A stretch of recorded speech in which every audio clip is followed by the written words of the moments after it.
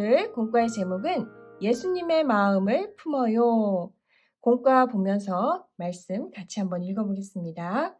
너희 안에 이 마음을 품으라. 곧 그리스도 예수의 마음이니. 빌립보서 2장 5절 말씀. 아멘. 자, 예수님 하나님이셨지만 이 땅에 사람으로 오셨어요. 높아지려고 하지 않으시고 낮아지셨습니다. 그리고 죽기까지 하나님의 뜻에 순종하셨어요.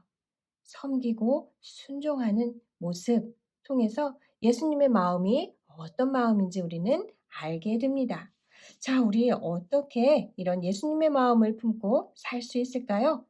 다른 방법 아니라 바로 말씀과 기도입니다.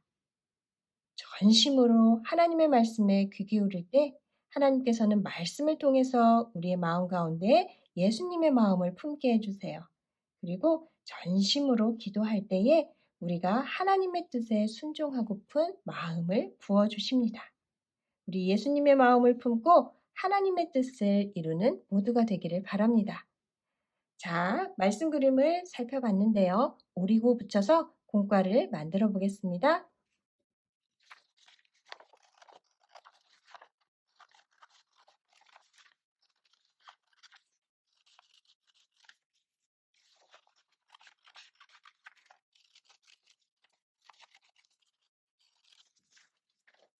자, 말씀 그림을 오려봤습니다. 오늘 말씀의 제목은 예수님의 마음을 품어요 였죠. 우리는 예수님을 믿고 이렇게 새로운 생명으로 거듭난 하나님의 자녀가 되었습니다. 하나님의 자녀답게 어떻게 살 수 있을까? 오늘 바로 그 방법 알려주셨는데요. 예수님의 마음을 품는 거예요. 예수님의 마음은 어떤 마음이었을까요? 자, 예수님은 하나님이셨어요. 그런데 그 영광스러운 자리를 떠나 이 땅의 사람으로 우리와 똑같은 모습으로 사셨죠.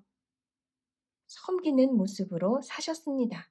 자신을 낮추시고 섬기셨어요. 뿐만 아니라 죽기까지 하나님의 뜻에 순종하셨습니다. 붙여보겠습니다.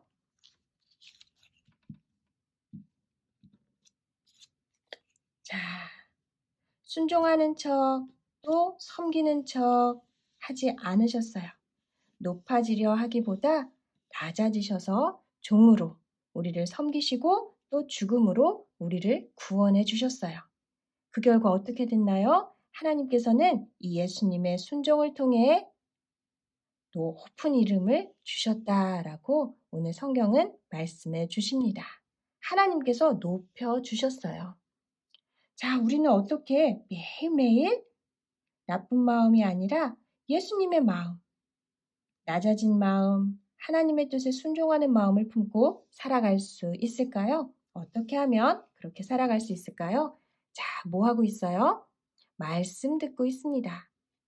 그저 대충 듣는 게 아니라 마음을 다해서 전심으로 말씀에 귀 기울일 때 말씀을 통해서 우리 안에 예수님의 마음, 낮아지고 하나님의 뜻에 순종하고픈 마음을 부어주십니다.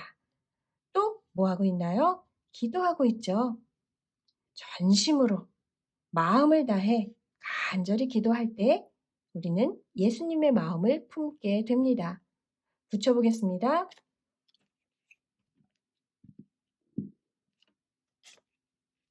자, 이렇게 말씀과 기도로 예수님의 마음을 품을 때 우리 안에 걱정, 염려가 사라지고 하나님의 뜻을 구하는 예수님의 마음이 가득 차게 됩니다.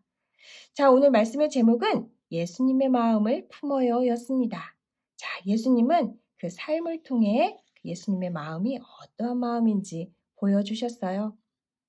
어떻게 하면 우리도 그렇게 살아갈 수 있을까요? 말씀과 기도. 너무 당연한 거지만 다시 한번 우리가 말씀의 자리, 기도의 자리를 전심으로 찾고 또 전심으로 귀 기울이며 그렇게 나아가는 모두가 되기를 간절히 소원합니다.